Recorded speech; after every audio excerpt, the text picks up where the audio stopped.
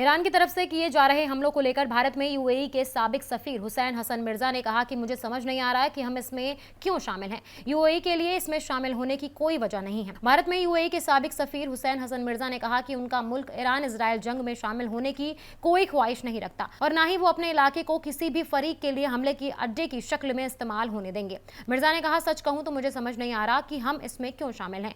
UAE के लिए इसमें शामिल होने की कोई वजह नहीं है। उन्होंने कहा, अबू धाबी एक हसास ज्योग्राफाई पोजीशन में है। ये ईरान का एक पड़ोसी है और अब्राहम समझौते के तहत इजराइल का साझेदार है। मिर्जा ने आगे कहा, यही पोजीशन यूएई को खास बनाती है और हम दोनों के बीच बातचीत कर सकते हैं। पीएम नरेंद्र मोदी के यूएई क़यादत से राब्ते को लेकर मिर्जा ने कहा कि पीएम मोदी का एहतराम न सिर्फ खाड़ी मुल्कों के लीडरान के बीच ही नहीं बल्कि इलाके के आम लोगों और कारोबारी कम्युनिटीज के बीच भी है और उनका यह एतबार मौजूदा तनाज़े में शामिल दोनों फरीक तक है।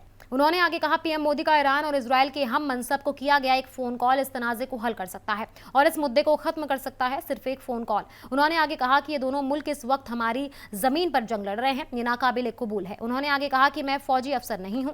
उनके अंदाजे के मुताबिक अब तक हुए मामूली नुकसान की रिपोर्ट सही है। इजराइल की फौज ने ईरान पर हमलों की एक नई लहर शुरू की और बैरूत में हिजबुल्लाह के ढांचे को निशाना बनाया। इस जंग में जान माल का नुकसान लगातार बढ़ता जा रहा है। ईरान में अक़वाम मुत्तहिदा के सफीर ने मरने वालों की तादाद 1332 बताई, जबकि हजारों जख्मी हुए हैं। अमेरिका ने तस्दीक की है कि इलाज के दौरान 7वें अमेरिकी फौजी की मौत हो गई।